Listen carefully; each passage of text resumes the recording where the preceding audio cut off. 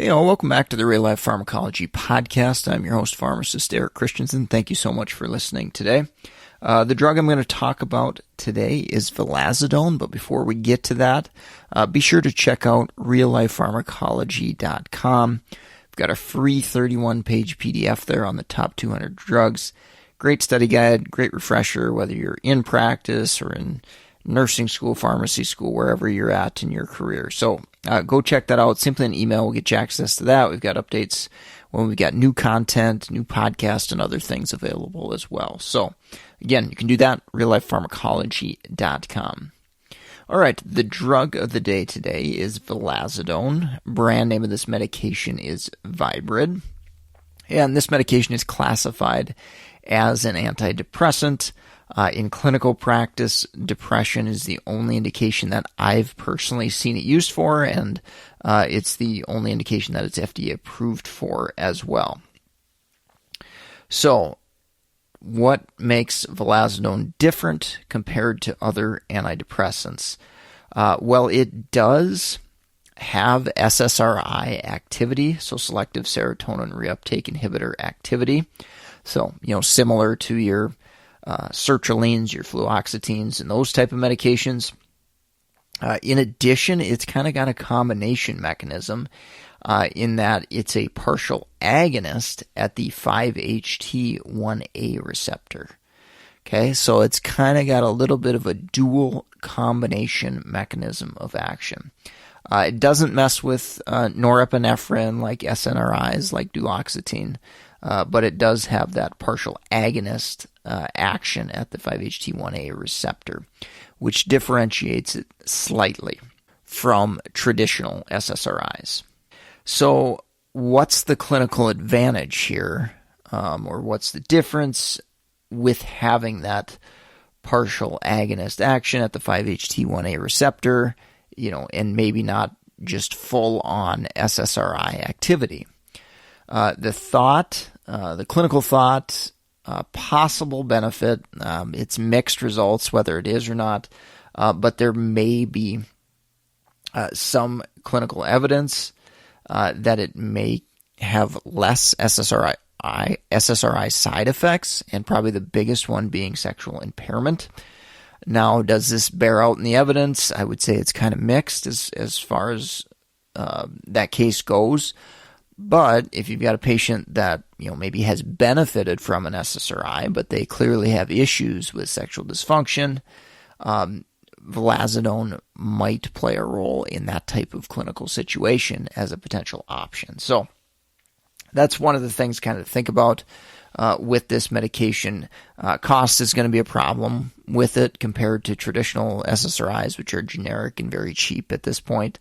Vilazodone is going to typically be much more expensive, so that's a challenge with it as well, and why it's not really considered a first-line antidepressant type medication. Dosing, 10 milligrams once a day for 7 days, and then we can increase every 7 days after that, up to 20 milligrams. The max is up to 40 milligrams. Keep in mind, it's always a great reminder, patients starting antidepressant therapy, it does take a little while to work. So again, make sure those patients are aware of that and educate them like, hey, you're not going to feel better in a day or two, or the likelihood of you feeling full relief from your depression in a day or two is not very likely. Okay, it's going to take up to at least a week or two probably to start feeling some benefit, and maybe even up to 4 to 6 weeks, couple months to kind of feel that maximum benefit from the medication. So something we need to watch out for there. All right, let's dive into those adverse effects a little bit. I talked about the sexual impairment, that potentially being less than other traditional SSRIs, but again, this can definitely still happen. Sexual dysfunction is definitely not the most prominent adverse effect. Vilazodone has a significant amount of diarrhea as well as GI upset or nausea type adverse effects associated with it, upwards of in the 20% range, 20+% range at times. So again, this is going to be dose dependent as well. The higher the dose, the more likely you are going to probably experience these symptoms. But definitely a good thing to pay attention to is those GI adverse effects. With administration, we can potentially help reduce some of that nausea, that stomach upset, so taking the medication with food can help reduce that. Other adverse effects, insomnia has been reported. It's typically more causing people to have insomnia versus sedation, but sedation has been reported as well. Typically dosed in the morning, and that's maybe partly due to that insomnia risk there. Headache has been reported. On the rare side of things, we've got serotonin syndrome risk. Obviously, that goes with any serotonergic type medication. Bleeding risk, not something I crazy worry about unless you got a patient on a bunch of blood thinners and that sort of thing already. Rare as well is SIADH, so that's basically a syndrome of inappropriate antidiuretic hormone, which can lead to hyponatremia. And then I want to mention discontinuation syndrome.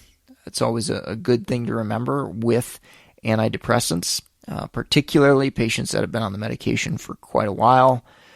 This certainly can happen. We can get dizziness, irritability, flu-like symptoms associated with that discontinuation syndrome. So making sure that we're not going from, Vilazodone 40 milligrams a day and discontinuing it cold turkey. Not a good idea. We definitely want to taper over a period of weeks at least, probably in most situations. A couple polypharmacy prescribing cascade things to think about. So that GI upset, pay attention when you see new starts of, like Tums and omeprazole for GI upset, anti-nausea medications. Make sure Vilazodone's not causing that. The insomnia thing I pay attention to as well. So if you see a new onset of sleep medication, making sure that Vilazodone isn't causing insomnia is a good thing to do there as well.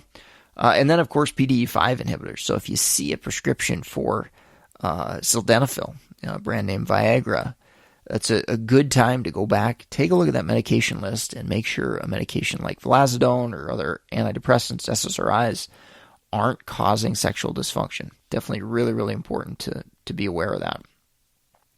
A couple other things, boxed warning. It is an antidepressant, so there's an increased risk for suicidal thoughts and behaviors in pediatric patients and young adults.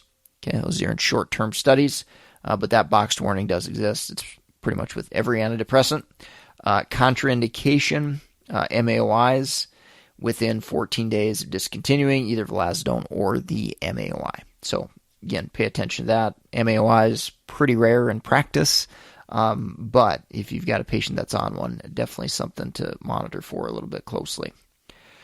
All right, a few kinetics things I wanted to mention. So Vilazodone concentrations actually in the fasted state can be reduced by up to 50%. Okay, so to maximize that absorption, definitely recommended to give this medication with food.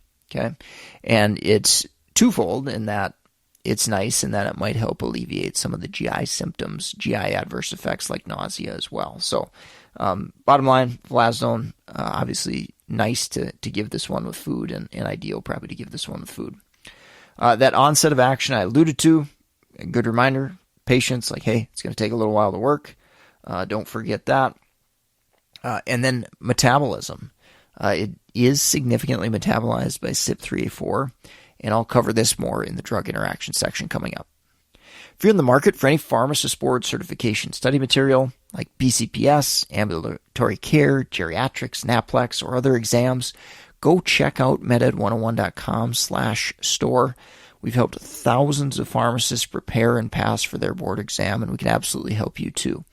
Your support there at meded101.com/store goes directly to support this podcast and help keep it free and available for all to benefit from. So again, go check out all the links. We've got opportunities, educational opportunities for nursing students, pharmacy technicians, new practitioners, lots of good resources on a whole variety of medication-related topics. So go check out all those links, meded101.com/store. All right, finishing up with drug interactions. So we'll start on CYP3A4.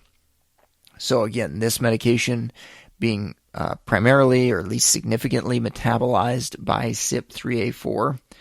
If we have drugs that affect this enzyme, we're going to alter the breakdown of vilazodone. So CYP3A4 inhibitors or CYP3A4 blockers like clarithromycin, some of the azole antifungals, ritonavir, grapefruit juice, these can prevent the breakdown of vilazodone and ultimately increase the concentrations of the medication.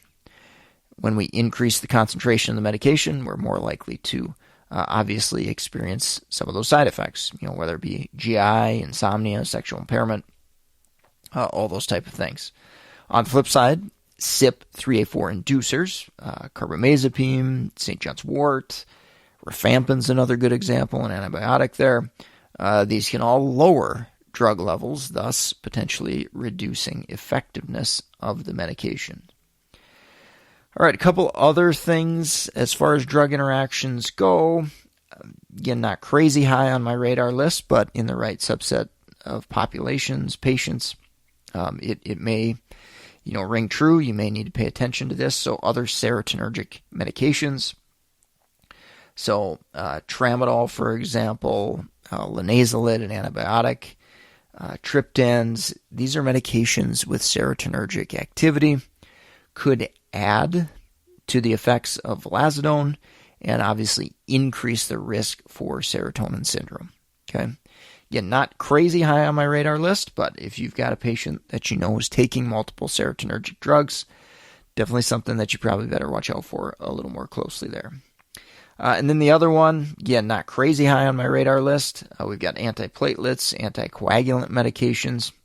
There is theoretical risk that SSRIs and drugs with SSRI activity, like vilazodone, can impair platelet aggregation and potentially increase the risk for bleeding. So, your aspirins, your DOACs, your warfarins, your NSAIDs, these are all medications that can potentially increase the risk for bleed, and a medication like vilazodone on top of that could increase that risk a little further.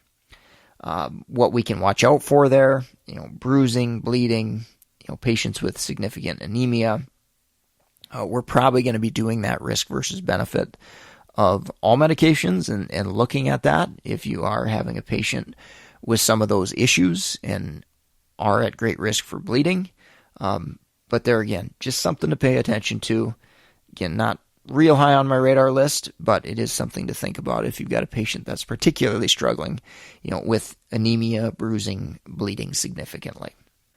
All right, well, I think that's going to wrap up the podcast for today. Thank you so much for listening.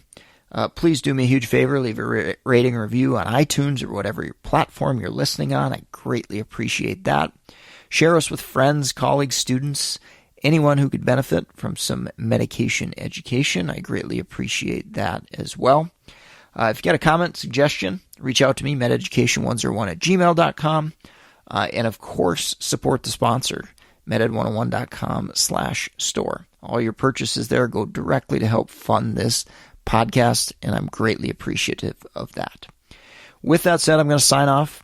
Thank you so much for listening. Take care, and I hope you have a great rest of your day.